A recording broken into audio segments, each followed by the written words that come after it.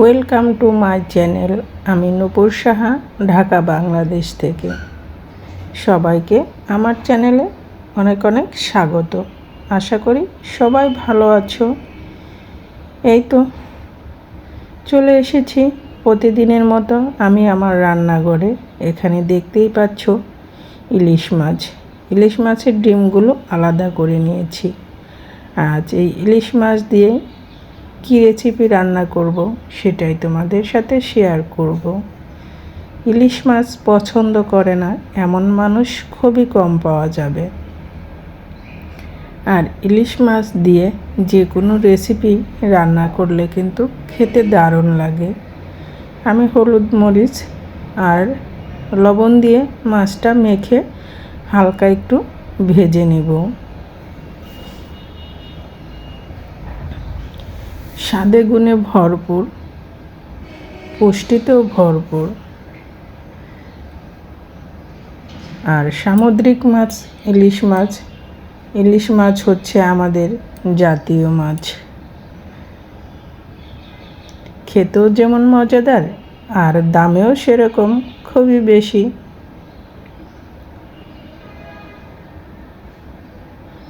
ইলিশ মাছগুলো হালকা একটু ভেজে চোলা থেকে তুলে নিব।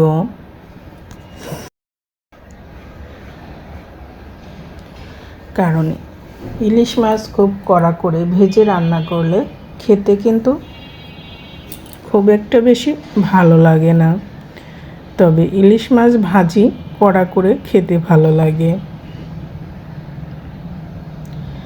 এক পাশ হয়ে গেলে অপর পাশও উল্টিয়ে হালকা ভেজে নিচ্ছি। আর ইলিশ মাছের ডিম তো খেতে দারুণ মজাদার। কারণ মাছের রাজা ইলিশ, তার তো সব কিছুই খেতে ভালো লাগবে। মাছগুলো ভাজা হয়ে গিয়েছে, এখন আমি তুলে নেব। আজ এই ইলিশ দিয়েই ঝটপট রান্না করব মজাদার রেসিপিটা।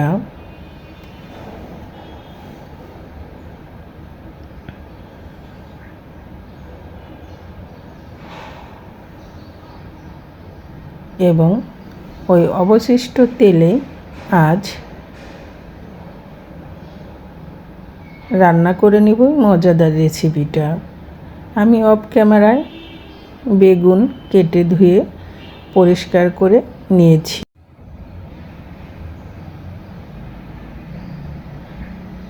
আর ইলিশ মাছের তেলে যে কোনো রেসিপি কিন্তু আরও মজাদার হয়।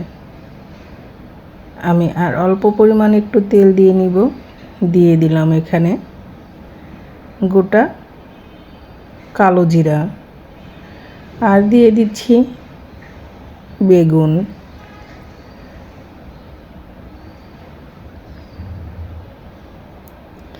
এখন দিয়ে দিলাম কাঁচামরিচ। এগুলো একটু আবার নেড়ে চেড়ে একটু ভেজে নেব।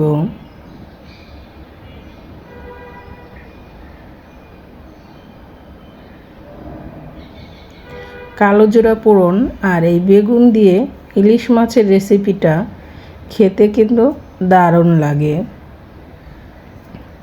দিয়ে দিলাম স্বাদ মতো লবণ।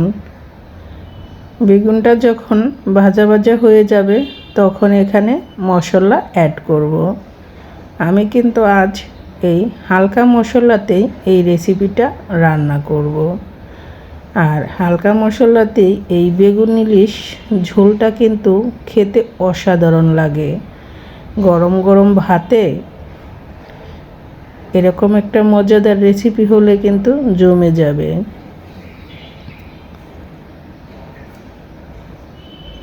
আমার বেগুনটা কিন্তু ভাজা ভাজা হয়ে গিয়েছে। এখন এখানে মশলা দিয়ে দিব। মশলার ভিতরে দিব পরিমাণ মতো হলুদ গুঁড়া, দিয়ে দিব শুকনো মরিচের গুঁড়া। আমি কিন্তু আর কোনো মশলা দেব না। এখন মশলার সাথে বেগুনটাকে আবার ভালো করে ভেজে নিচ্ছি।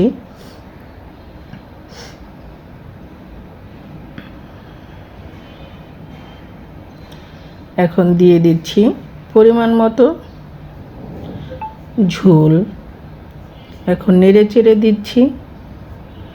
ঝোলটা ফুটে আসলে ভেজে রাখা ইলিশ মাছগুলো দিয়ে দিব। দেখতেই পেলে বন্ধুরা কত অল্প উপকরণে এবং ঝটপট মজাদার বেগুন ইলিশ হয়ে গেল।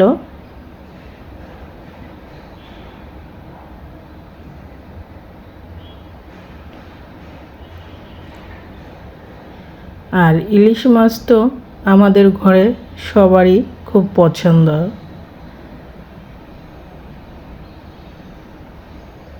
আজ ইলিশ মাছ দিয়ে দুটো রেসিপি রান্না করব। একটা তো দেখতেই পেলে, আরেকটা কি রান্না করব সেটাই তোমাদের সাথে শেয়ার করব।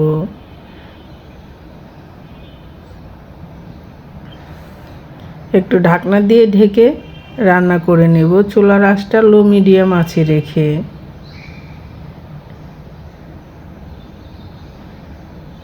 আমি ঢাকনাটা খুলে তোমাদের সাথে শেয়ার করতেছি। দেখতেই পাচ্ছ বন্ধুরা কতটা সুন্দর হয়েছে। আমার বেগুন ইলিশ কিন্তু রান্না হয়ে গিয়েছে। এখন চুলা থেকে নামিয়ে নেব।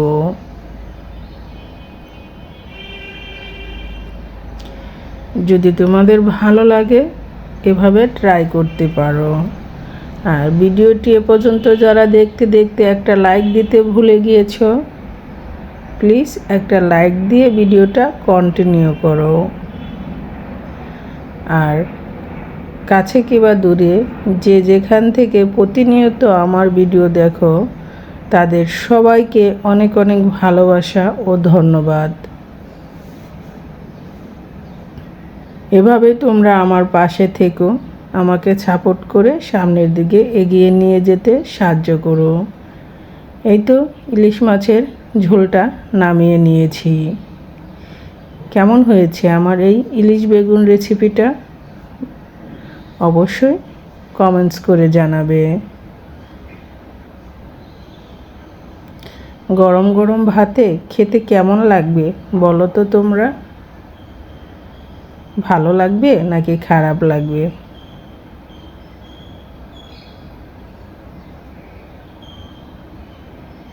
বেগুন ইলিশ হয়ে গিয়েছে। এখন রান্না করব মজাদার আরেকটা রেসিপি। কি রেসিপি রান্না করি সেটা তাহলে চলো দেখে আসি।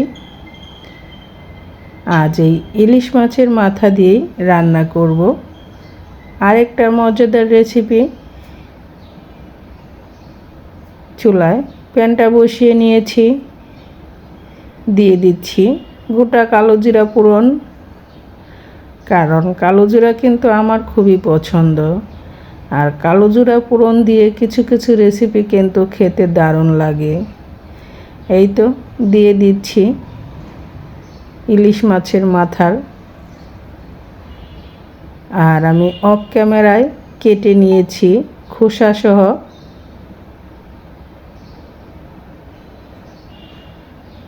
আলু। দিয়ে দিচ্ছি হলুদ গুঁড়া,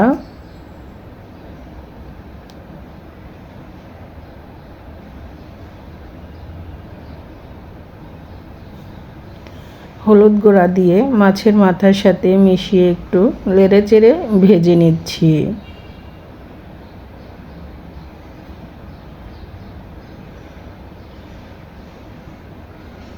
যারা আলু ভাজি পছন্দ করো আমার এই রেসিপিটা ফলো করতে পারো, খেতে কিন্তু অসাধারণ লাগে। আর সাথে যদি থাকে ইলিশ মাছের মাথা তাহলে তো কথাই নেই। এই তো দিয়ে দিচ্ছি গ্রেট মেশিনে কুচিয়ে নিয়েছি খোসাসহ আলু। আমি কুচিয়ে নিয়ে অফ ক্যামেরায় 10 মিনিট লবণ দিয়ে আবার মেখে রেখে দিয়েছিলাম। লবণ দিয়ে মেখে রাখার কারণে আলু থেকে জলটা বের হয়ে গিয়েছে এবং অনেকটাই সফট হয়ে গিয়েছে। এখন আমি এর সাথে ভালো করে নেড়ে চেড়ে মিক্সড করে ভেজে নেব। আমি সাথে দিয়েছি কাঁচামরিচ। যারা পেঁয়াজ খেতে পছন্দ করো এখানে পেঁয়াজ কুচিও দিতে পারো, কিন্তু পেঁয়াজ কুচি দিলে এই আলু ভাজির টেস্টটা ততটা ভালো পাওয়া যাবে না, কারণ পেঁয়াজের ফ্লেভারটা ইলিশ মাছের মাথার ফ্লেভারটাকে নষ্ট করে দেবে। তাই তো পেঁয়াজ ছাড়া এই আলু ভাজিটাই কিন্তু খেতে দারুণ লাগে।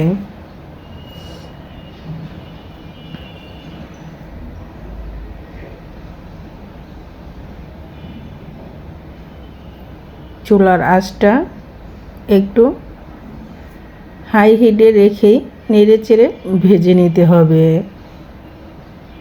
তাহলে আলু ভাজিটা অনেক সুন্দর হবে, খেতেও অনেক ভালো লাগবে।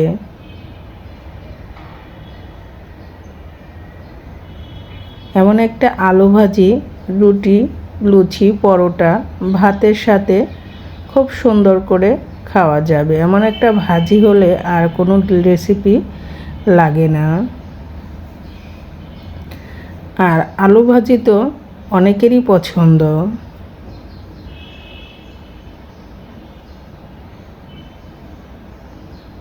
শুধু ইলিশ মাছের মাথা নয়, যে কোনো বড় মাছের মাথা দিয়েও কিন্তু এভাবে আলু ভাজিটা খেতে দারুণ লাগে।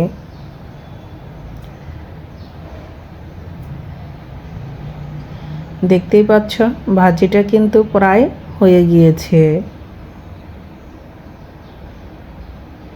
আমি আরেকটু কড়া করে ভেজে নেব, কারণ আলু ভাজিটা একটু কড়া করে ভেজে নিলে খেতে দারুণ লাগে।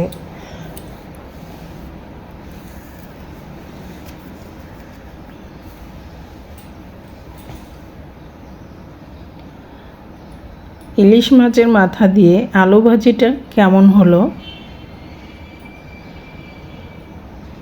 আমাদের কাছে কিন্তু ভালোই লেগেছে, খেতে খুবই সুস্বাদু হয়েছিল। এখন আমি চুলা থেকে নামিয়ে নিচ্ছি। দেখতেই পাচ্ছ ভাজিটা কতটা ঝরঝরে আর ইয়াম্মি হয়েছে।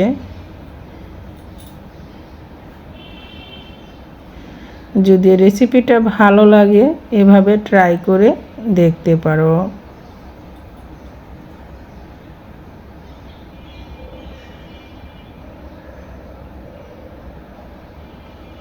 কারণ আমরা অনেকেই মাছের মাথা খেতে পছন্দ করি না, তবে মাছের মাথা খেতে পছন্দ না করলে এভাবে রান্না করে খেতে পারো।